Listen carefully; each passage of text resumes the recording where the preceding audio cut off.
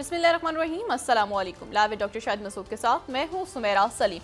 नाज़रीन, मखसूस नशिस्तों का जो फैसला था उस पर नून लीग की जानिब से सुप्रीम कोर्ट में नजरसानी दरख्वास्त दायर कर दी गई, जबकि वज़ीर आला सिंध मुराद अली शाह साहब की जानिब से कहा गया है कि पीपल्स पार्टी किसी भी सियासी जमात पर पाबंदी लगाने के हक में नहीं है। इसके अलावा भी दीगर मौज़ूआत पर आज हम गुफ्तगू करेंगे। स्टूडियो में हमारे साथ मौजूद हैं डॉक्टर शाहिद मसूद। अस्सलाम वालेकुम डॉक्टर साहब। वालेकुम जी, आपको डॉक्टर साहब, वज़ीर आला खैबर पख्तूनख्वा अली अमीन गंडापुर साहब की जानिब से कहा गया है कि मखसूस नशिस्तों पर वफाकी हुकूमत आगे जो कुछ भी करेगी तो उसका आइन के मुताबिक जवाब दिया जाएगा।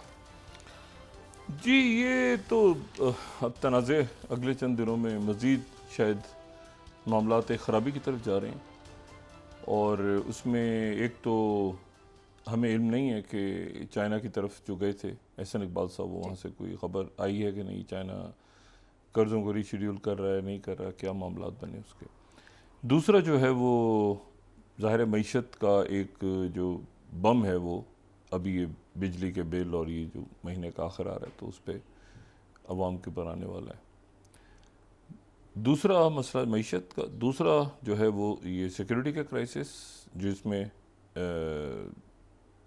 24-48 घंटों में पिछले या 72 घंटे अगर आप 2 दिन लें तो उसमें बड़े वाक़यात हुए, और उसमें जो है वो सिक्योरिटी फोर्सेस और सिविलियंस दोनों शहीद हुए। और तीसरा जो मामला है वो ये है कि सोशल अनरेस्ट फैल रहा है, और वो सोशल अनरेस्ट से मुराद ये कि माशरे के अंदर एक इंतशार फैल रहा है कि अब क्या होगा, अब क्या होगा, अब क्या होगा। और उसकी सारी वजह यह है कि ये सियासी तौर पे इस्तेकाम नहीं आ पा रहा। अच्छा, ये सियासी इस्तेकाम अभी आना भी नहीं है। उसकी वजह यह है कि अब ये जो उसका तफसीली फ़ैसला है, अब एक बहस बड़ी लंबी चलेगी, मैं उसमें अपना वक्त नहीं बिल्कुल, क्योंकि उसमें एक बहस चलेगी एडॉक जजेस के ऊपर, फिर उसके रिव्यू में कब जाएंगे, कब नहीं जाएंगे, कौन सी पार्टी साथ देगी, कौन सी पार्टी साथ नहीं देगी, और मतलब पहले तहरीक इंसाफ साबित करे कि वो एक पार्टी है। सुप्रीम कोर्ट कह चुकी है कि वो एक पार्टी है, वो पार्टी नहीं है तो कौन है मतलब वो एक अजीब सा एक मलगूबा सा बना हुआ है। इसहाक डार साहब ने थोड़ा सी कुछ तरह मामले को ठंडा किया, अभी तक तय नहीं हुआ, लेकिन ये है कि वो एक कशीदगी जो है वो बरकरार है। तो फिर ये कि अताउल्लाह तारड़ साहब ने क्यों कहा, वो एक सवाल उठा हुआ है।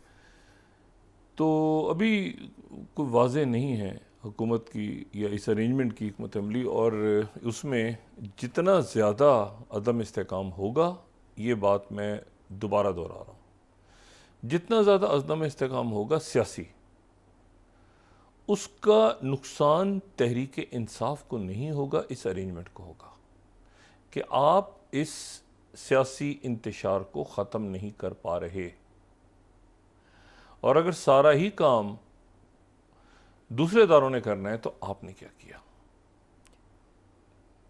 ठीक है, इकॉनमी से लेके, सिक्योरिटी से लेके, स्टेबिलिटी तक। और ये तहरीक इंसाफ जो है वो हुकूमत में नहीं है, तो अगर उनका हुकूमत में नहीं है और फ़र्ज़ करें कि मुज़ाहरे हो रहे हैं, गिरफ्तारियाँ हो रही हैं, तो इसका जो सारा बोझ है वो भी इस करंट सेटअप पे ही जाएगा कि आप इसको हल क्यों नहीं कर पा रहे। अदालतों में हम अदालतों से लड़ेंगे, ये लड़ेंगे, वो लड़ेंगे, उस अदालतों के फ़ैसले जो हैं वो फिर आपकी ज़ाती, आपकी मतलब सियासी जमातों की सीटों पे है ना, उससे अवाम का तो लोगों का इशू नहीं है। आपकी सीटें इधर हों या किसी की सीटें कहीं हों, या खुसूसी सीटें आपकी हों या खुसूसी सीटें PTI की हों, तो रियासत के जो इशूज़ हैं वो अलग हैं।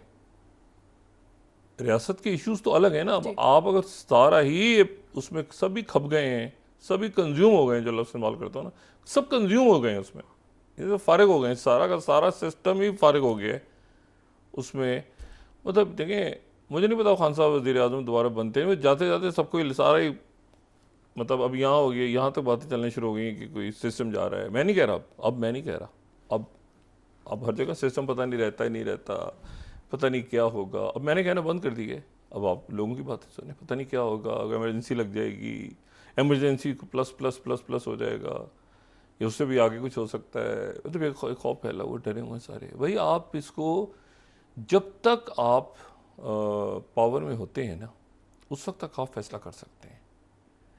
एक लम्हा होता है, एक लम्हा, वो जो भी मिलिट्री सेक्रेटरी या जो भी आसपास लोग होते हैं, कहते हैं, क्या हाल है सर, खैरियत से? आप ठीक ठाक? आपके साथ टाइम बड़ा अच्छा गुजरा, माजी के सीगे में। कहते हैं क्या? कैसे सर आपका साथ टाइम बड़ा अच्छा हो जो गुजरा, वो बाकी ये कि सामान वगैरह आपका यहाँ से थोड़ी देर में शिफ्ट हो जाएगा, वो सर ये देख लीजिएगा। अभी इस तरह हुकूमतें गिरती हैं। बात ये है सारी कि जो पावर में हैं इस वक्त वो इससे फ़ायदा उठाएं और इन मामलात को हल करें, क्योंकि जो है ना वो ये इस तरह से तो नहीं चल सकता सेटअप। ये ना मईशत चल रही है, ना इस्तेकाम आ रहा है, चोरियाँ चकारियाँ, मतलब एलीट क्लास अपने अयशुम लगी हुई है, गरीब गुरबा जो हैं वो मजबूर हो रहे हैं क्राइम की तरफ जाएं या भूखे मरें, दो ही रास्ते हैं।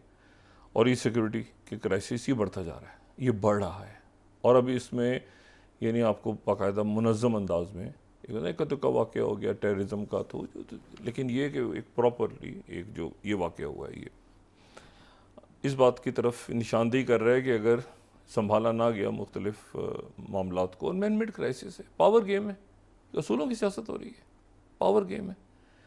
अब उसमें इशू ये है कि इसको इधर बैठ के करें और गद्दार और ये और वो इन चीज़ों से ज़रा निकलें बाहर थोड़ा सा, ठीक है। मतलब ये सबके ऊपर आगे पीछे दाएं बाएं सबके ऊपर ये फेजेस आए हैं और बड़ी हैरत की बात है कि वो सियासी लोग अगर इस तरह की बात करें। मियाँ साहब पे हाईजैकिंग का इल्ज़ाम लगा था, जहाज़ का हाईजैकिंग, कि उन्होंने प्लेन नहीं उतरने दिया। तो ये तो देखें, ये तो एक ऐसी, तो ये आपस में बैठ के वो, मैं तभी हैरान होता हूँ कि वो जो खुद इन अदवार से गुजरे हैं वो कैसे कर रहे हैं बात। और पीटीआई के ये किसी के ऊपर भी आज हो रहा है, ये मामला दरपेश हैं। तो माजी में राना सनाउल्लाह साहब भी गुजरे हैं। राना सनाउल्लाह साहब ये सिर्फ ये इससे नहीं, ये वाला केस नहीं, उससे पहले भी तशद्दुद इन पे मुशर्रफ साहब के दौर में तशद्दुद हुआ है इन पे। तो ये मैं इसी मनशियात वाले केस की बात नहीं, सियासी लोग हैं ये, तो ये इसका हल ढूंढें और इसका पॉलिटिकल हल निकालें। इसका मार धाड़ से जो है ना, ठीक है, इसे मार धाड़ से भरपूर शाहकार के नतीजे में मज़ीद अदम इस्तेकाम होगा और इतना वक्त नहीं है। अभी बात ये सुनने में आ रही है ना कि वक्त नहीं है, तेज़ नहीं, और ये मैं बाद में, और इसके बहुत सारे अनासर हैं इसमें कोई एक फैक्टर नहीं है।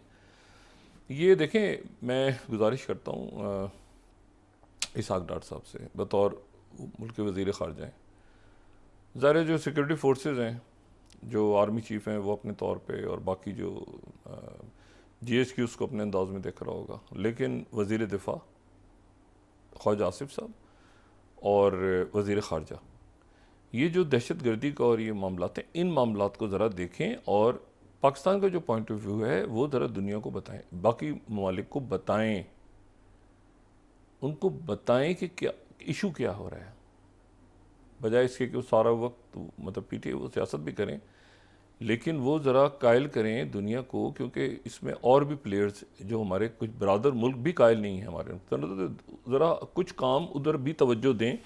ये सेंसिटिव इश्यूज़ हैं जो ये सिक्योरिटी के मामलात हैं। हर चीज़ इमरान खान ने किया, उसने किया, उन्हें बुला के बसा, ऐसे इतना सिंपल खेल नहीं हो रहा। ये जो इस रीजन में एक नया छोटा सा ग्रेड गेम पकड़ा है दोबारा, तो उसको ज़रा सीरियस लें। ये इतना आसान नहीं है, लाके बसा दिया तो ये हो गया, तो धमाकना हो गया, तो इमरान खान के दौर में ये इस तरह की बातें, ये पब्लिक अंदर में वो बात नहीं करना चाह रहा, जो इसके पीछे एक और गेम पकड़ा है, बड़ा गेम, तो उसको ज़रा देखें कि क्या है। और उसके बाद अपने जो ब्रादर हमारे मुल्क हैं, उन मुल्कों को कन्विंस करें, उनसे तो बात करें ना जाके कि भाई ये क्या इश्यूज़ हैं, क्योंकि वो जो है वो किसी और नज़र में शायद देख रहे हैं सारे मामलात को। मैं इससे ज़्यादा बात नहीं करना चाह रहा, लेकिन ये है कि वो ये फ़र्ज़ इनका है इस अरेंजमेंट का। बाकी अगर इस्टेब्लिशमेंट टू इस्टेब्लिशमेंट तो बात हमेशा होती, वो तो होती रहेगी, वो तो Turkey, Pakistan Saudi Arabia, even Pakistan India, DGMOs, वो तो हमेशा कहीं ना कहीं किसी ना किसी जगह, Saudi Arabia, Pakistan, America, China, वो मुल्क इस्टेब्लिशमेंट बात करती हैं, पॉलिटिकल लोग हैं, वो देखें इसको, उनकी जिम्मेदारी बनती है इस वक्त कि आप डिप्लोमेसी में बाकी जगहों पे कैसे इस मामलात को कैसे उजागर करते हैं, जैसे कि सारा दिन बैठ के जो है प्रेस कॉन्फ्रेंसें और ये वो ठीक है, वो करते रहो, और लोगों को और कारकुनों को कहें और लोगों से कहें, लेकिन ये खारजा, ये जो दहशत गर्दी के मामला, तो मैंने कहा ना, एक छोटा सा नन्ना सा एक ग्रेड गेम यहाँ सर उठा रहा है नया, तो उसको ये ऐसे ही नहीं है ला के बसा दिया तो उसमें से वो निकला है, ये इसके पीछे ज़ाहिर और पावर्स भी हैं, जिसके नतीजे में पाकिस्तान जो है वो निशाना बन रहा है। और देखें क्या मामला हैं। तो ये गुजारिश है, तो ये आने वाले दिनों के अंदर अब ये अगर करते हैं तो नुकसान पाकिस्तान का होगा। सबको बैठ के, मैं तो बार बार ही बात कर रहा हूँ कि ये सिस्टम तो नहीं रह चल रहा ना, अब इसका कोई रंग रूप निकाले ना, कोई कोई तरीका ऐसा निकालेंगे कि कशीदगी कम हो। लेकिन ये उसका हल है कि गद्दारी और ये, और अच्छा गद्दारी करके तो फिर फांसी, यहाँ पे डी चौक पे फांसियाँ लगेंगी, क्या क्या क्या बातें करते हैं, मतलब क्या हो गया भाई, खैरियत, ठंडा हौला हाथ रखें। तो बात ये है कि वो मतलब क्या, इसको किसी जगह पर इसको लाके, और ये देखें, ये इस्टेब्लिशमेंट का काम नहीं है। अगर आप कह रहे हैं कि इस्टेब्लिशमेंट ने कह दिया मैं हम नहीं भाई, आप पॉलिटिकल लोग हैं ना, वो उन्होंने कर रहा होगा तो वो आपके साइड पे करो, खुद करेंगे आके जो करना होगा, वो आपके साथ भी करेंगे, उनके साथ भी करेंगे, उनको छोड़ दें। आप पॉलिटिकल हल ढूंढें, इसका सियासी हल तलाश करें आप। मुझे हमें उन्होंने कह दिया, अच्छा जी आज उन्होंने कह दिया, आज उन्होंने कह दिया, हमने वो भाई, फिर आप किस मकसद के लिए हैं? आप करें ना, ये सारी चीज़ें हल करें, पॉलिटिकल हल ढूंढें इसका। नहीं चूँकि उन्होंने कहा है तो इसलिए हम कर रहे हैं, वरना तो देखें ना, हमें मैसेज आया तो हमने, वो भाई इस तरह क्या बेतौकीली कर रहे हैं सियासत की भी। तो बात यह है कि इसको पॉलिटिकली इसको हैंडल करें कि भाई इसको हम देखते हैं, आप तरफ सब देखिए, हम इसको सियासी तौर पे हल करते हैं। किसी से बात करने में कोई 2 कदम पीछे हटे तहरीक इंसाफ, 2 कदम ये हटें, 2 कदम वो हटें, मसाइल मुल्क है सबका। लेकिन ये कि ये कह देना कि अच्छा जी कोई ये नहीं होगा, तो फिर वो थरथली फैलाई हुई है पूरा मुल्क टेंस से, पता नहीं क्या होने वाला है। जो कुछ होगा इन्हीं के साथ होगा ना, पब्लिक के साथ होगा क्या? बहरहाल, तो ये इसको इकॉनमी को देखें, बाकी चीज़ें देखें सारे, और ये उस तरफ से मतलब ये खुश हो रहे हैं जी 4 जज हमारे आगे, 5 जज उनके चले गए। ये तमाशा नहीं ख़त्म हुआ अभी तक, मेरा जज, उसका जज, इसका डीएसपी, उसका डीएसपी, उसका फलाना, उसका ढिमाका, इसी ने तो बर्बाद किया मुल्क को, ठीक है ना। मेरा वो ब्यूरोक्रेट, उसका ब्यूरोक्रेट फलाना, ये हद हो गई। तो ये से निकलें सारे बराह करम, और ये देखें ये इशूज़ बड़े खौफनाक इशू, ये सिक्योरिटी का जो सर उठा रहे हैं ना इशूज़, और ये आने वाले दिनों में बढ़ेंगे, क्योंकि मुल्क की कशीदगी अगर बढ़ती है तो फिर उसके नतीजे में आपकी मईशत और आपकी सिक्योरिटी के मसाइल और आपका रीजनल, ये 110% ये जो है ना, ये 110% मैं जहाँ तक समझ रहा हूँ, ये लोकल तो इसमें है, लेकिन इसके ताने बाने बाहर भी हैं, और अफगानिस्तान से भी शायद बाहर है। मैं रवायती गुलजाम इंडिया बने, इंडिया और भी इसमें और प्लेयर्स हैं, रीजन में बड़ा कोई लंबा चौड़ा खेल पकने को है, पक रहा है। और उसमें जो है, तो उसमें ये बड़ा ज़रूरी है कि हमारी जो पॉलिटिकल एलीट है वो कम से कम आगे आए और इस मरहले पे आके ठंडा करें मामलात को। एक सीट स्पेशल ख़ास सीट आने से ये मतलब क्या हो गया? ये इशू है सबसे बड़ा ज़िंदगी का हसूल ये है कि हम 50 दफ़ा पहले MNA बने तो एक दफ़ा हम नहीं बन सके, तो भाई उनको कुछ तो दे दें आप। बहरहाल, अच्छा, तो एक तो ये बात, दूसरी जो बात है वो जो मैं कह रहा हूँ ना कि ये इश्यूज़ अब डिस्टर्ब होंगे तो उसके नतीजे में सिक्योरिटी क्राइसिस, उसके नतीजे में और मसाइल, अवाम के मसाइल, ये इश्यूज सारे, और ये जो डिप्लोमेटिक फ्रंट के ऊपर सारी तवज्जो इधर चली गई है ना, इनका काम ही नहीं है। इनका काम वज़ीर ख़ारजा जयशंकर को आपने देखा इतना बोलते हुए, इंटरनल पॉलिटिक्स पे, या सेक्रेटरी ब्लिंकन को नहीं बोलते, ये लेवरॉफ बोल रहे हो नहीं, वो जो वांगली बोल रहे हो चाइना की इंटरनल, जिसका काम होता है वो बात करता है, बाकी तो नहीं बात करते ना लोग। लॉयड ऑस्टिन सेक्रेटरी डिफेंस से उठ के अपना काम जो है वो रिपब्लिकन्स को शुरू हो जाए, अपना काम जो ड्यूटी है उस ड्यूटी काम है, फ़र्ज़ है आपका। तो वज़ीर ख़जाना मुझे नहीं पता कहाँ है, और मुझे लेकिन IMF के साथ मामला हो गए। अच्छा, तो वो जो हो गए, ठीक है ना, ये भी एक चलें, एक उससे निकले, लेकिन अब आवाम के लिए वो तरक्याती मंसूबे गले पड़ेंगे इनके। तो दूसरा ये कि सिक्योरिटी के कंसर्न्स को उधर इसको डिप्लोमेटिकली भी देखें कि क्या इश्यूज़ हैं, क्या है, इसको ब्रीफिंग्स, लोगों से बात करें, समझाएं कि क्या भाई कि क्यों कि दोबारा टेररिज्म सर उठा रहा है पाकिस्तान में, हार्डकोर टेररिज्म। अच्छा, फिर उसके बाद जो है वो एक अब जाहिर है कि पूरी दुनिया इस वक्त एक बड़ा वो नया चेस बोर्ड सजने जा रहा है। तो नए चेस बोर्ड में जो सबसे इस वक्त इम्पोर्टेंट और सारी दुनिया, क्योंकि अब ये मैंने देखा ब्लॉक्स की सियासत कैसे होगी, कैसे बनेगा, कौन किधर जाएगा, क्या ये अब तय हो रहा है। ये चीज़ें अपनी हतमी एक रुख ले रही हैं कि कौन किधर क्या कैसे इस वक्त वो अब बिल्कुल इंटरनल इसमें फंस गए हैं चूँकि, तो इसलिए मैं तो इस पर ज़्यादा रोज़ दो जुमले कह के मैं आगे निकल जाता हूँ। जो नायब सदर हैं, नामजद नायब सदर अमेरिका के, जिनके बारे में कल डिटेल में बात हमने की थी, सेनेटर वेंस, जेडी वेंस। अच्छा, जेडी वेंस का ये तो हमने कल बात कर ली थी कि वो जो हैं उनका यूक्रेन के बारे में एक ख़ास नुक्ता नज़र है। अच्छा, कुछ अर्से पहले ही आपको पता है ना, ये म्यूनिख सिक्योरिटी कॉन्फ्रेंस जो है, पहले भी मैं जिक्र शेयर कर चुका हूँ, फरवरी में या उसके आगे पीछे की हुई थी।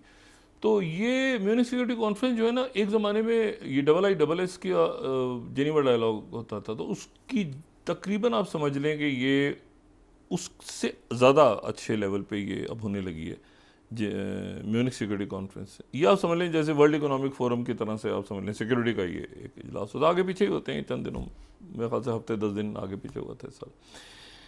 अच्छा, वहाँ जब ये गए थे ना म्यूनिख सिक्योरिटी कॉन्फ्रेंस में, तो इनकी स्पीच बड़ी इंटरेस्टिंग थी। ये स्पीच मैंने अगर फर्स्ट स्लाइड देखें ना, ये एक बहुत ही अजीब व गरीब कहानी अभी आने लगी है सामने। इन्होंने जो स्पीच की ना सेनेटर वेंस ने, वो तो इन्होंने की कि ये जो फर्स्ट स्लाइड है, इन्होंने कहा कि वेकअप कॉल है म्यूनिख सिक्योरिटी कॉन्फ्रेंस यूरोप के लिए, और क्लैरिटी के साथ। और इन्होंने कहा कि वेकअप कॉल है, और साथ उन्होंने जो अपनी स्पीच की अभी नायब सदर के तौर पे, उन्होंने कहा कि प्रॉब्लम जो है वो यूक्रेन नहीं है, अमेरिका का मसला, और मेजॉरिटी जो पब्लिक ओपिनियन है, मतलब मैं मेजॉरिटी को इस वक्त नहीं कर रहा सेनेटर्स को जो म्यूनिख आए हैं, लेकिन ये है कि हम आपको पैसे यहाँ नहीं दे सकते, और हमारा जो असल मसला है वो ना ही हमारे पास असला है, ठीक है, और ये पैसों का इशू नहीं है, हमारा जो असला है वो भी ख़त्म हो रहा है, उसको यूरोप में हम ज़ाया नहीं करना चाहते, हमने काफ़ी यहाँ पे दे दिया है ईस्टर्न यूरोप के अंदर और मिडिल ईस्ट में और आगे, और हमारा जो मामला है वो सारा का सारा जो है वो हमारा मामला चाइना के साथ है, जो कल भी मैंने बात की। ये उनकी स्पीच है, अगर इसको पढ़ें तो आपको उनका बिल्कुल क्लैरिटी है, कोई है ना, देखिए ना। और वो कहते हैं, उन्होंने कहा कि ये जो है निगोशिएटेड पीस का लफ्ज़ है, असल जो इसमें है निगोशिएटेड पीस। अब ये वो निगोशिएटेड पीस की टर्म है जो विक्टर ऑर्बन भी इस्तेमाल कर रहे हैं, निगोशिएटेड पीस रशिया के साथ। इन्होंने अपनी स्पीच में कहा कि निगोशिएटेड पीस। विक्टर ऑर्बन जो है, उन्होंने जो हंगरी से, वो भी लफ्ज़ इस्तेमाल कर रहे हैं, उन्होंने ख़त भी लिख दिया EU के सारे मुल्कों को, निगोशिएटेड पीस के लिए ट्रम्प तैयार है। ये वही निगोशिएटेड पीस की बात करके आए थे म्यूनिख सिक्योरिटी कॉन्फ्रेंस में। बड़ी क्लैरिटी है कि, बल्कि यहाँ तक इन्होंने बात की है, इन्होंने कहा है कि जी वो जो मुंतखब होने के बाद हलफ उठाने से पहले पहले दरमियान के दिनों में जंग खत्म हो जाएगी। यानी मुंतखब हो गए अगर ट्रंप, और अभी उन्होंने हलफ नहीं उठाया, तो दरमियान में जो दिन है उन्हीं दिनों में वो यूक्रेन की जंग खत्म कर देंगे। प्रेसिडेंट ट्रंप के पास वो फॉर्मूला है। तो अब जो है वो एक, यानी अच्छा, लोगों ने ज़हनी तौर पे कबूल करने शुरू कर दिया है कि ट्रंप ही हैं, क्योंकि उसकी वजह ये है कि वो दूसरी तरफ अब वो बड़े डोनर जो हैं, जो बड़ा पैसा देने वाले, वो कायल कर रहे हैं किसी तरह से जो बाइडन रिप्लेस कर दें किसी को, कोई और आ जाए, कैमिला हैरिस आ जाए, उनके साथ आ जाएं, चले कुछ हो कैसे हो कुछ आ जाएं, लेकिन वो अभी तक वो मामला हल नहीं हुआ। लेकिन जो असल हुआ ना, वो ये हुआ कि ब्लूमबर्ग को साबिक सदर ट्रंप ने एक इंटरव्यू दिया।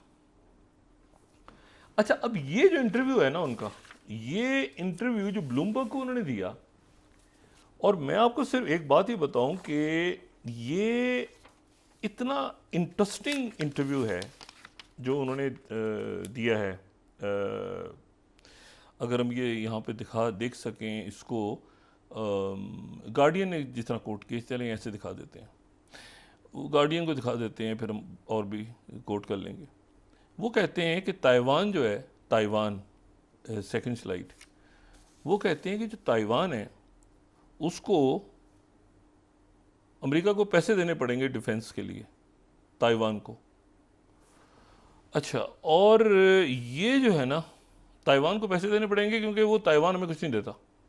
अच्छा, ये वही बात है जो उन्होंने इससे पहले मशरक़ी वस्ता के बारे में कही थी कि भाई हम आपका दिफा करते हैं, आप हमें पैसे नहीं देते। इतना बड़ा सा चेक लेके गए थे यहाँ से। उसके बाद इन्होंने यूरोप में कहा था कि हम आपका डिफेंड क्यों करें, आप हमें पैसे नहीं देते।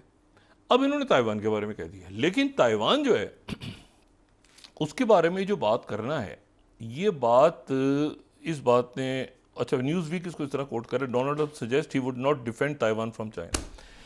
अच्छा, अब ये एक इतना बड़ा इशू है कि इसके ऊपर जो है देखें, बात सारी ये है कि ये जो एक किताब आई थी चिप वॉर्स, अगर हम उसको कोट कर सकें, अगर हमारे पास है वो, चिप वॉर्स 2022 में शायद आई थी, 21 या 22 में, बड़ी बड़ी कमाल की किताब है वो चिप वॉर्स।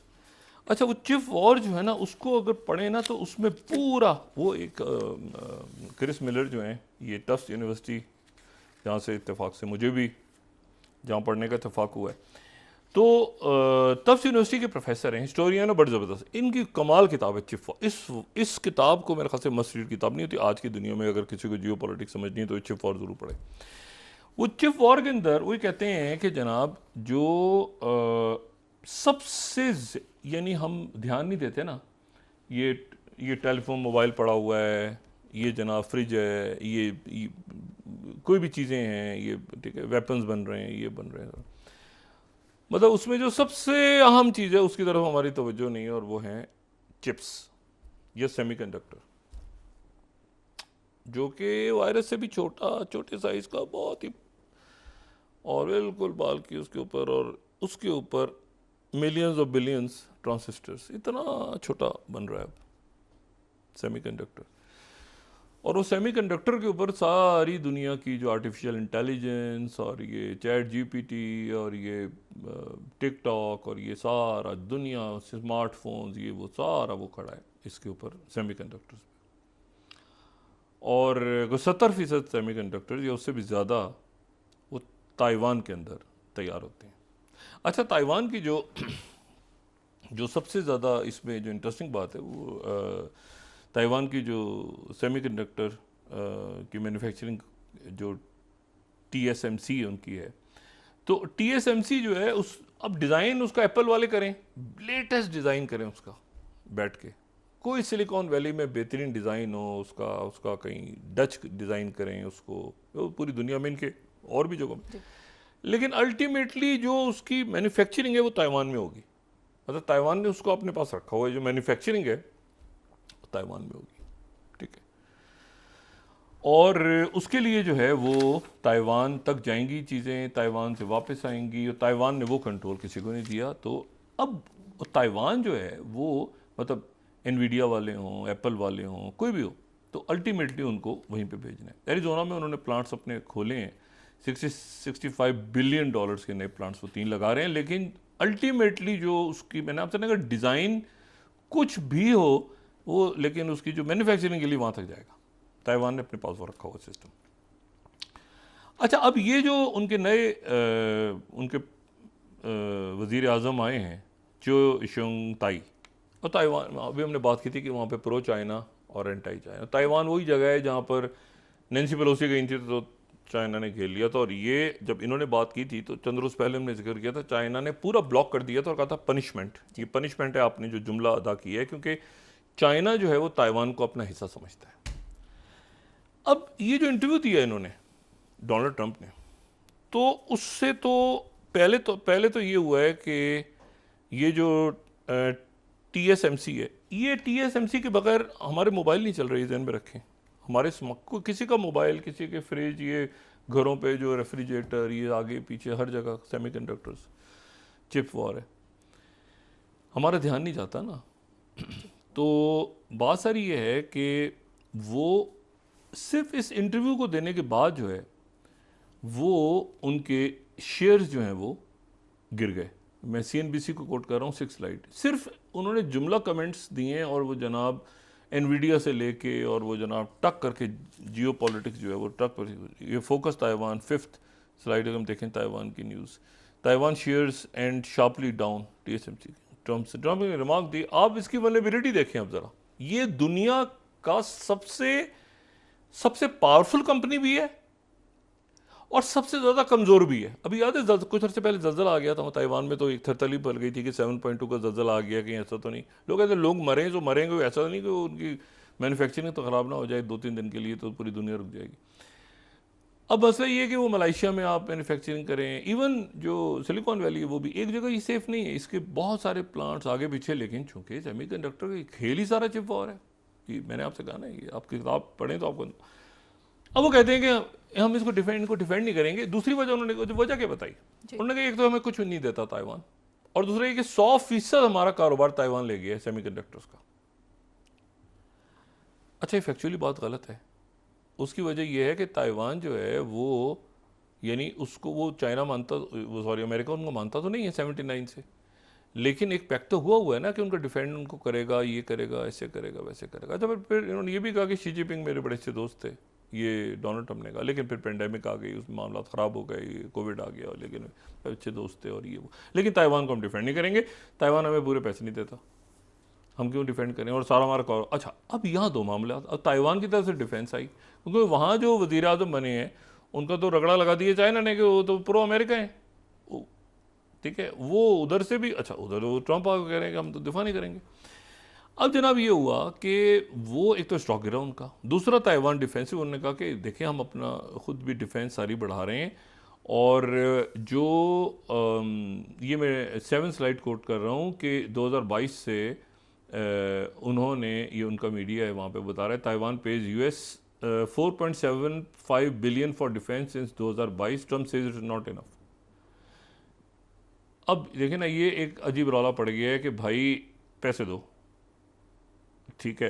अच्छा, 19 बिलियन जो हैं वो पहले ही 8 स्लाइड हम देखें तो 19 बिलियन जो हैं वो देने हैं। ताइवान वाले कह रहे हैं हमारे अमेरिका ने ऑर्डर दिया हुआ है चीज़ों का, क्योंकि ये ज़हन में रखें कि ये लेटेस्ट वेपन्स भी में भी ये सेमीकंडक्टर चाहिए आपको, ये चिप्स चाहिए, चिप फॉर्म में लेटेस्ट जो, मतलब ये सिर्फ ये आप समझ लें कि एक स्मार्टफोन से शुरू करें, रेफ्रिजरेटर तक चले जाएं, गाड़ियों तक चले जाएं आप, उसके बाद इलेक्ट्रिक व्हीकल्स तक, और आप लेटेस्ट वेपन्स, एडवांस वेपन्स। अब वो कह रहे हैं कि जी हमने F-16 और जो पैसे हमारे 19 बिलियन जो हैं वो बैकलॉग बना हुआ है, इसलिए क्योंकि हमने तैयार करके वो हमारे वेपन सारे, ये मैं 8 स्लाइड को, वो कह रहे हैं सारे वेपन चले गए हमारे उस तरफ, यूक्रेन की तरफ, तो हमारे पैसे देने हैं, 19 बिलियन डॉलर पे करने हैं।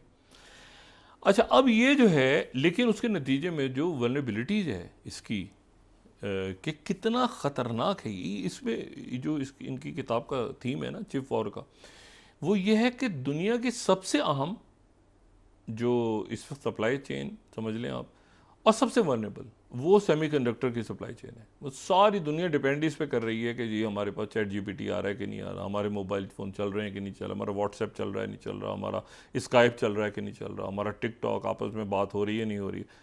वो पता चला टक करके अगर कुछ हुआ ताइवान और वो सप्लाई रुकी, तो पूरी दुनिया के जो भी ब्रांड हो, मैंने कहा ना कोई भी ब्रांड आप छोड़ दें, ये उसका फ़ोन है, उसका फ़ोन है, हर फ़ोन के अंदर ये लाजमी चीज़ चाहिए आपको, हर टीवी में ये चीज़ चाहिए, हर जगह आपको ये सेमीकंडक्टर चाहिए, छोटे से, और बाल का साइज तो वायरस से भी छोटे, उसको मिलियंस या बिलियंस ट्रांजिस्टर्स। अच्छा, तो अब ये है कि ये तो उन्होंने एक अजीब ये ट्रम्प जो, अच्छा वो उससे दो हाथ आ गए, लेकिन इशू जो है कॉन्फ्लिक्टिंग, ये वो कह रहे हैं कि चाइना हमारा मेन टारगेट है, ये कह रहे हैं कि ताइवान इशू नहीं है। ताइवान यानी अब ताइवान के पास क्या ऑप्शन रह गया, या ताइवान पैसे दे उनको, या अपनी पूरी मैन्युफैक्चरिंग शिफ्ट कर दे अमेरिका, वो तो फिर ताइवान की हैसियत क्या रहेगी। देखिए ना, वो ताइवान की इसीलिए हैसियत है ना कि वो उन्होंने डील ये किया हुआ है कि भाई डिज़ाइनिंग जहाँ पर भी होगी हम बनाएंगे, मैन्युफैक्चर करके आपको दे देंगे वापस। लेकिन अगर वो अपना सारा ख़त्म अब भेज देंगे, दूसरी जगहों पे ही ट्रांसफ़र कर देंगे, ये जो उनके प्लांट्स लगे हुए हैं या डिज़ाइनिंग हो रही है, अल्टीमेटली जो भी कुछ बनता है कैलिफोर्निया में या बाकी जगहों पे, वो अल्टीमेटली ताइवान जाता है। अब वो कह रहे हैं ताइवान को डिफेंड नहीं करेंगे, ये तो पूरी हलचल मच गई दुनिया में कि एक यूक्रेन और एक ताइवान। अब आप ये सोचेंगे आने वाले दिनों में जो अमेरिका के इत्तेहादी हैं उनके ऊपर क्या क्या दबाव आने वाला है। अमेरिका के जो इत्तेहादी हैं, क्योंकि ट्रम्प कहते हैं ना एक मिनट ठहरो, जो उनके मद्दे मुकाबिल है ना, जो यानी जो अमेरिका के रवायती दुश्मन है, या जो अब देखो ना वो कोरिया की सुलह करवाने पहुंच गए थे, शुमाली कोरिया और जनूबी कोरिया की, वो कहते हैं कि जो हमारे दोस्त हैं उनको डिफेंड करें, वो पैसा दो, पैसा कट दो, ठीक है ना, या यूरोप हो चाहे वो। इसीलिए इस पूरे जो ट्रंप का दौर और उसके दरमियान जो बाइडेन का दौर, और उस दौरान कई मुल्कों ने अपने आप को वो कर लिया, अपनी पोजीशन। मिसाल के तौर पे सऊदी अरेबिया, यूएई, ये बाकी सारे मुल्क, ये ब्रिक्स का हिस्सा भी बन गए, ओपेक प्लस में भी चले गए। इन्होंने अपने आप को बैलेंस कर लिया कि किसी एक के ऊपर हम डिपेंडेंट ना हो। एक जो है हम सारे के सारे जो अंडे एक टोकरे में ना डालें, और बड़ा खूबसूरत बैलेंस किया इन्होंने कई मुल्कों ने। टर्की नेटो का भी मेंबर है और वो उधर एससीओ में आ रहा है। अच्छा, अब इश्यू ये सारा कि तो ये मामलात इस वक्त जो है ये आने वाले दिनों का एक नक्शा है जिसमें एक नया चेस बोर्ड बनने जा रहा है कि अगर चाइना उनके मद्दे मुकाबले है और चाइना के साथ अगर किसी ने लड़ना है तो फिर वो कहेंगे कि एक मिनट ठहरो। अच्छा, यूक्रेन की जंग अगर ख़त्म हो जाती है, फ़र्ज़ करें मिसाल के तौर पे चलें पाकिस्तान को लेना, भाई पाकिस्तान का इस वक्त क्या इशू है फॉरेन पॉलिसी का। हम एक बहुत ही क्रिटिकल अगर बात करें पाकिस्तान का फॉरेन पॉलिसी का इशू ये है कि पाकिस्तान नंबर 1 अपने इंटरनल केओस के अंदर उलझ गया है, ठीक है। पाकिस्तान को तेज़ी के साथ एक प्रोएक्टिव रोल प्ले करना चाहिए। हम बहुत कोई पीछे नहीं, कोई ये नहीं कि हम कोई बिल्कुल वो फारिग हो गए हैं, फॉरेन पॉलिसी में पीछे रह गए, तेज़ फैसला करें, ब्रिक्स का, डिजिटल करेंसी, आगे पीछे दाएँ बाएँ। दूसरा ये कि ये टेररिज्म का इशू हमारा, मैं इसको बहुत सीरियस इसलिए, अल्लाह ताला खैर करेगा, लेकिन ये इशू पे हमारा डिप्लोमेटिक प्रोएक्टिवली हम दुनिया को इंगेज करके बताएं कि भाई ये क्या हो रहा है पाकिस्तान के अंदर, ठीक है, और मईशत वगैरह हमारी, ठीक है। अच्छा, उसके साथ ही रिलेटेड है कि पॉलिटिकल टर्मोइल ख़त्म हो सारा। लेकिन मैं आपको एक बिल्कुल इससे हटके कि मैं पाकिस्तान या इंडिया उसको छोड़ दें, इंडिया से डिमांड होगी, इंडिया से डिमांड होगी कि अब चाइना के अगेंस्ट जाएं। आप अगर हमारे इत्तेहादी हैं, either you are with us or against अस। ये डिमांड इंडिया से ट्रंप की होगी कि आप भाई ज़बरदस्त, कमाल हो गया, क्या ज़बरदस्त लोग हैं, लेकिन ये है कि चाइना जो है ना उसके अगेंस्ट जाए। इंडिया जो है अभी तक वो चाइना के अगेंस्ट है भी और नहीं भी है, और ये सूट भी नहीं करता, दुनिया को नहीं सूट करता, या रीजन को छोड़ दें, पाकिस्तान या बाकी छोड़ दें, दुनिया को सूट नहीं करता कि चाइना और इंडिया की लड़ाई हो।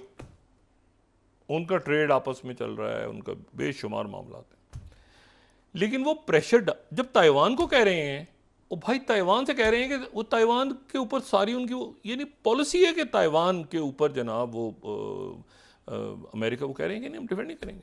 वो चाइना जो है वो देख रहा है, अच्छा ओके, तो बात ये यूक्रेन को नहीं करेंगे। तो अब ये प्रेशर आएगा मुख्तलिफ मुल्कों पे, पाकिस्तान पर भी किसी सूरत में आ सकता है प्रेशर, लेकिन उन मुल्कों पे ज़्यादा आएगा जिनको चाइना के अगेंस्ट खड़ा करना है, जिनको, क्योंकि वो कह रहे हैं कि भाई हमारा इशू यूक्रेन नहीं है।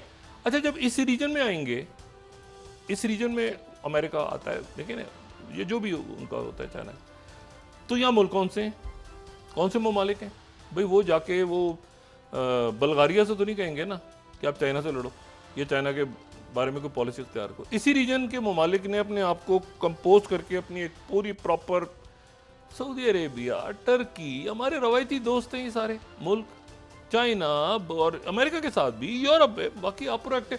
इशू ये क्या हो गया है कि ये सब चूंकि उलझ गए हैं ना सारा सिस्टम, ये इसमें कि 5 सीटें होंगी कि 6 सीटें होंगी, 2 सीटें होंगी कि 3 सीटें होंगी, सब उलझ गए हैं इसमें। उसकी वजह से सिक्योरिटी क्राइसिस पैदा हो रहा है, उसकी वजह से आपका जो इकोनॉमी ख़राब हो रही है, सोशल। अच्छा, अब आप आ जाएं यहाँ से, अगर वक्त है थोड़ा सा, तो अब आप आ जाएंगे गज़ा में क्या हो रहा है जी, या वक्फा लेने में उसके बात कर लेता हूँ। अच्छा, वहाँ पर जनाब ये हुआ है कि नए किरदारों की एंट्री हो गई है। एक इंतहाई, अब 24 तारीख को नेतन्याहू ने जाना है अमेरिका में कांग्रेस से खिताब है, वाइट हाउस में मुलाकात है, 24 तारीख सर पे खड़ी है। अब उससे पहले कि ये कत्लेआम जारी रहेगा और वो बाइडेन से हाथ मिला रहा होगा, ब्लड ऑन हिज हैंड्स, या ये है कि वो उससे पहले बाइडेन चाहेगा कि उनका जो एक ऐलान है, कम से कम वो एग्रीमेंट जो है उसके साथ खड़ा हो, तो कम से कम ये तो लगे ना प्रेसिडेंट बाइडेन, मतलब अब ये तो अजीब सी बात होगी ना कि मतलब वो नेतन्याहू खड़े हैं साथ और उनके मुंह से इस्माइल हानिया निकल गए, मिस्टर इस्माइल हानिया, मतलब वो तो कुछ भी गड़बड़ हो सकती है ना, वो ज़ेलेंस्की को पुतिन कह सकते हैं, तो ये भी कर सकते हैं। तो ज़रा जंगबंदी पहले करवाएं, ये जंगबंदी या जाहिरियत का खात्मा पहले करवाएं, क्योंकि 100 रॉकेट्स दाग दी हैं हिजबुल्लाह ने। इन्होंने 5 सीरिया के लोगों को निशाना बनाया है इसराइली फ़ौज ने, उन्होंने 100 रॉकेट दाग दिए हैं, कई शहरों में गिरे, बिल्डिंग तबाह हो गई और आयरन डोम काम नहीं कर रहा। तो इसको टेंशन को, इस तलखी को, क्योंकि वो लेमडक हो गए ना, वो बाइडेन इंतजामिया, वो समझ ही नहीं आ रहा उनका प्रेसिडेंट कौन होगा, अगला क्या होगा, कैंडिडेट क्या होगा। अब वक्फा लिए नए किरदारों की मैं बात करता हूँ जो गज़ा के अंदर जिनकी एंट्री हुई है, और बड़ी इंटरेस्टिंग एंट्री हुई है। जी नाज़रीन, वापस आते हैं एक छोटे से ब्रेक के बाद।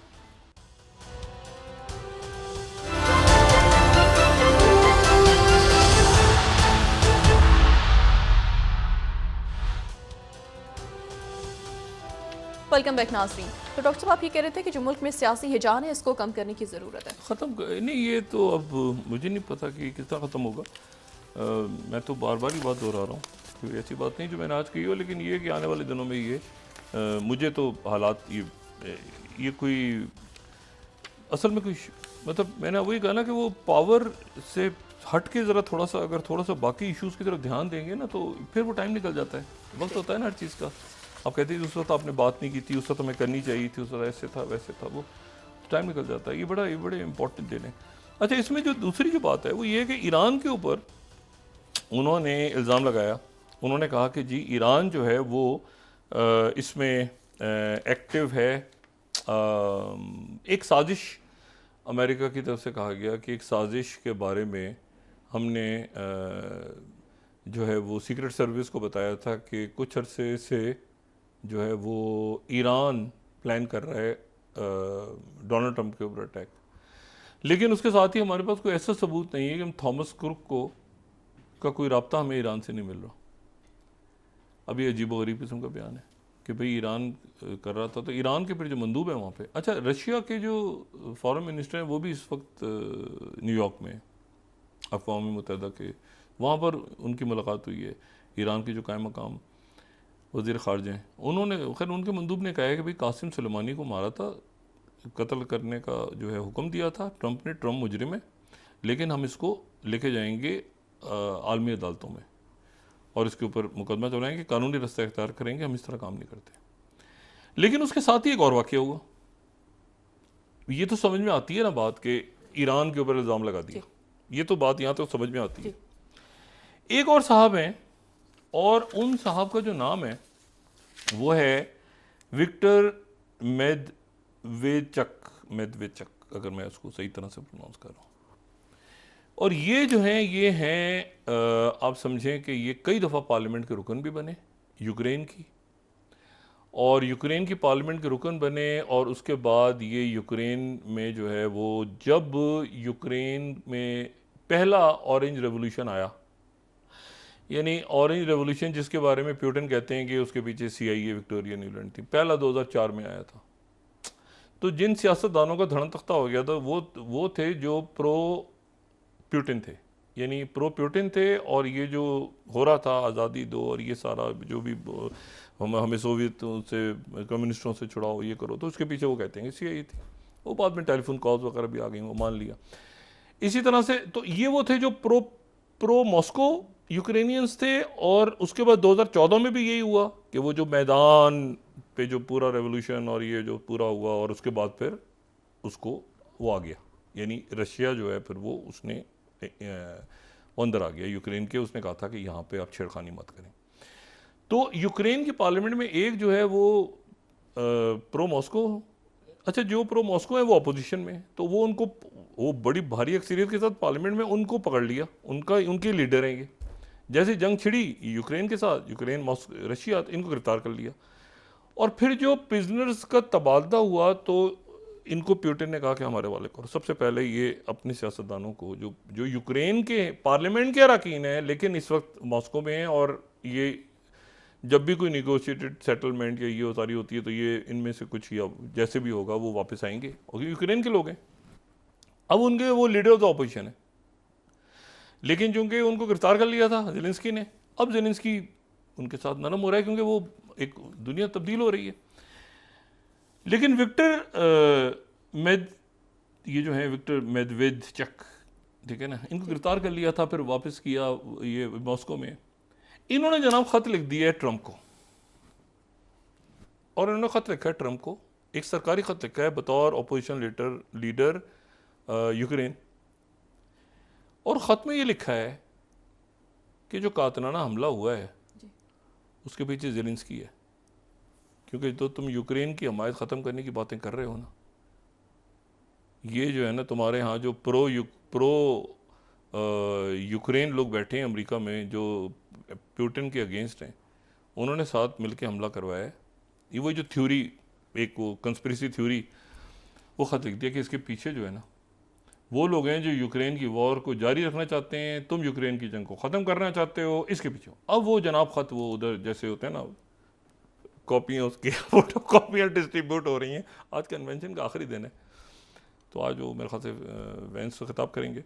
लेकिन इशू ये है कि वो उन्होंने कह दिया कि पीछे ही, अच्छा वो अमेरिका आराम से उन्होंने ठंडा सांस लिया था, कुछ ना मिले ना, पहले होता था नहीं तो 9/11 के बाद कुछ ना मिले तो अच्छा, पहले उससे पहले होता था रशियंस पे डाल दो, from Russia with the cold war में, अच्छा उसके बाद 9/11 का और कुछ नहीं मिला मुसलमानों पे डाल दो, अच्छा फिर और कुछ नहीं मिला। अब वो चाइना से थोड़ा सा मुहतात हैं कि ज़्यादा ना डालें उन पर, लेकिन ये है कि ये मौका देख के उन्होंने कहा ये जनाब डाल दो यूक्रेन पे, ताकि अच्छा उधर मॉस्को में बैठ के ख़त लिख रहे हैं पुतिन मेरा, अच्छा उन्होंने शी जिनपिंग के बारे में उन्होंने कहा मॉस्को में ख़त्म करवाऊंगा पुतिन, ये वो सारा।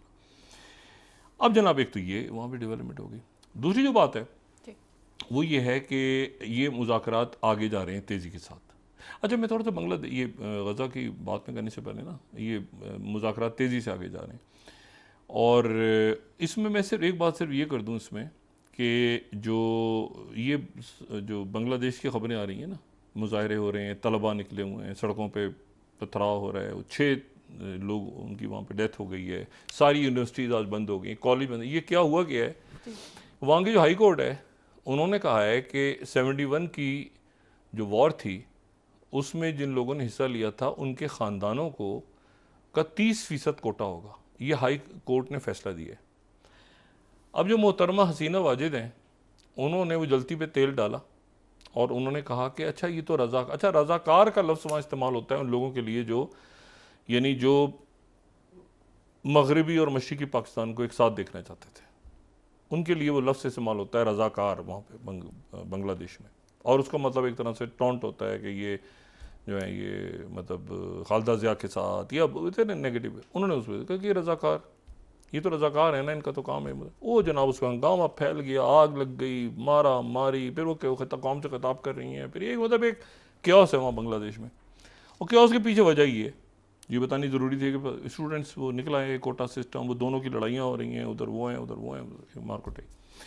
अच्छा लेकिन जो ये है जो गज़ा में है मामला, एक तो सैयद हसन नसरुल्लाह ने एक खिताब किया और उन्होंने कहा कि एक टैंक नहीं बचेगा अगर एक कोई ज़मीनी एक टैंक इनका एंटर हुआ तो एक टैंक फिर दूसरा टैंक नहीं आएगा पीछे इसराइल का, कोई टैंक होगा तो आएगा ना, बस सारी फौज फारिग हो जाएगी अगर ज़मीनी तौर पे ये गज़ा नहीं है, लिबनान है।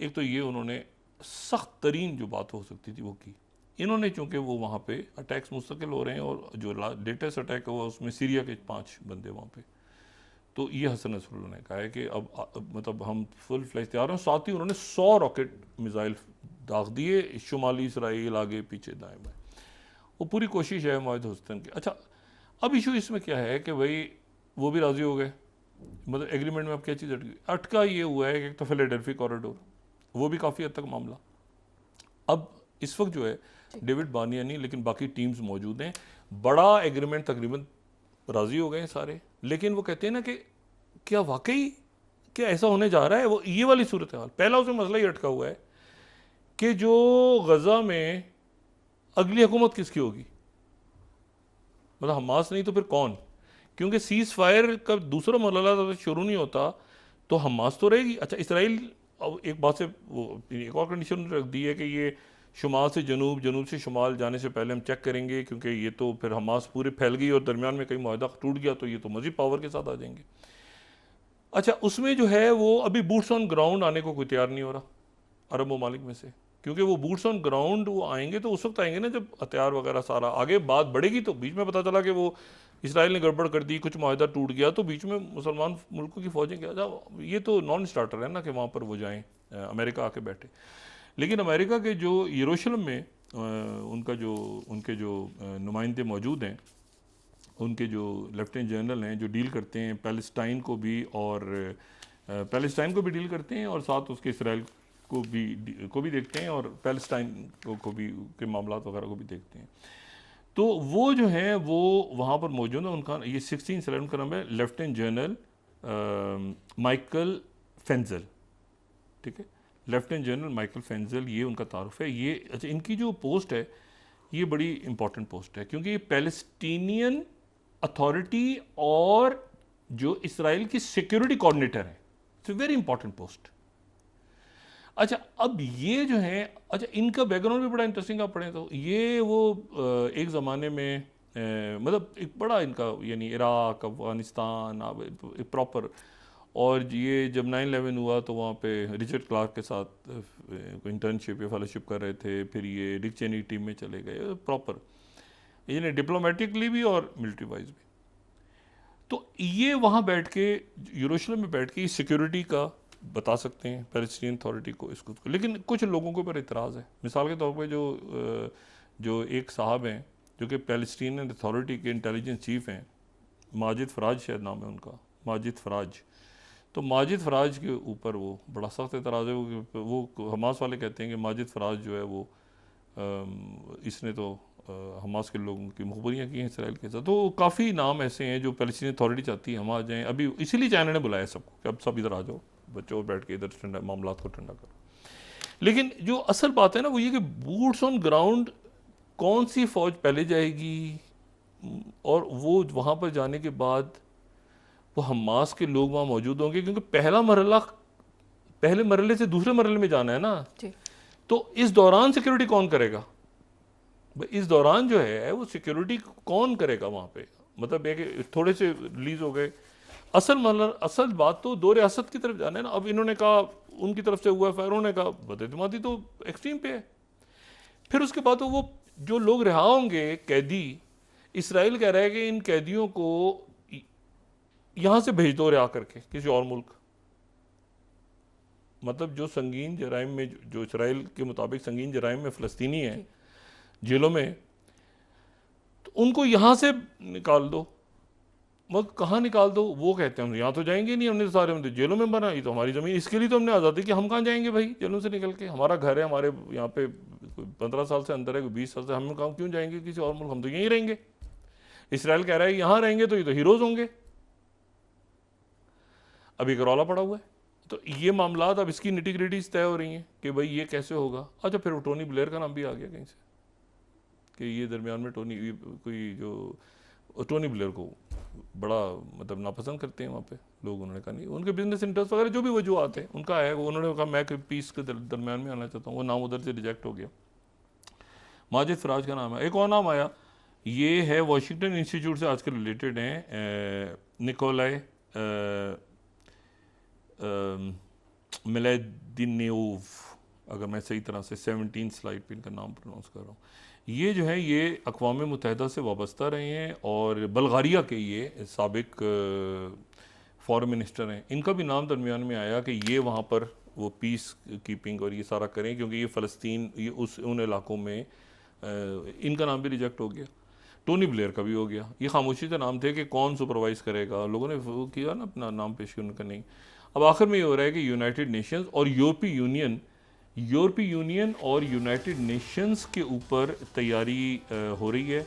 और वो तैयारी जो है वो उसमें क्योंकि माजी में एक यूबैन के नाम से 2005 में एक ग्रुप बना था जो कि गज़ा और मिस्र के दरमियान सिक्योरिटी को देख रहा था, यानी उसका नाम EU बॉर्डर असिस्टेंस, ठीक है ना, मतलब यूबैन EU और आगे बॉर्डर असिस्टेंट जो है वो मिशन। तो अब ये है कि वो, लेकिन वो 2 साल बाद ख़त्म हो गया, उसको दोबारा रिवाइव कर दिया जाए और यूनाइटेड नेशंस और EU के लोग आ जाएं दरमियान में, और वो दरमियान में पीस कीपर्स हों, वो इमदाद छोड़ें। तो ये अब निटी ग्रिटीज़ के ऊपर बात हो रही, कोशिश पूरी हो रही है नेतन्याहू की कि मैं उससे सैर करके आ जाऊँ वाशिंगटन से, वाइट हाउस में मिल लूँ, ये मिल लूँ, वापस आके कहूँ कि भाई तो मुझे तो कुछ भी नहीं कहा। इनकी पूरी कोशिश है हिजबुल्लाह की और हमास की कि उसको वहाँ जाने से पहले पहले सीज़ फायर करवा दें, और ये जो मीडिएटर्स हैं उनकी भी कोशिश है कि क्योंकि वो वापस आ गया वहाँ से 24 तारीख को तकरीर वकरीर झाड़ के, और यहाँ जारियत ख़त्म, कत्लेआम ख़त्म ना हुआ तो फिर तो मामला हाथ से निकल जाएंगे। तो ये इतनी अब इंटरेस्टिंग डेज़ हैं। अच्छा, इसी दौरान ईरान के नए सदर ने हलफ उठाना है अभी 2-4 दिनों में, और वहाँ पर जाहिर है कि एक बिल्कुल आप देखें कैसे कितना बड़ा सान्या हुआ, उन्होंने काबू किया। मुल्क आपस में इस वक्त मतलब ज़रा सी कहीं डिस्टेबलाइजेशन होती है ना, वो मुल्क इस वक्त वो ज़ीरो टॉलरेंस के साथ खड़े हो जाते हैं कि हमारे टेररिज्म हो रहा है, हमारे यहाँ इस डिस्टेबलाइजेशन, हमारे यहाँ ये मुद्दा एकदम, क्योंकि उनको पता है कि इस वक्त हालात ऐसे नहीं हैं। और हमारे यहाँ पूरी कोशिश हो रही है कि जितनी ज़्यादा डिस्टेबिलिटी की जाए, और उसकी वजह पूरा सिस्टम है। देखें वो सिस्टम पॉलिटिकल छोड़ दें आप ये देखें ना कि वो ये IPPs, ओ भाई IPPs का अचार डालना है, IPPs का वो मुआहदे किए हुए हैं, वो जिस सॉवरेन हैं वो बाहर मिलेंगे, उनको किसी कौन, यानी हम खुद उनको नहीं कर सकते कुछ, तो हमने वो डाला हुआ है ना, देखें जी वो ऐसा हो जाएगा ना, वैसा हो जाएगा, हम बिजली खरीदें ना खरीदें उनको डॉलरों में पे करना है वो।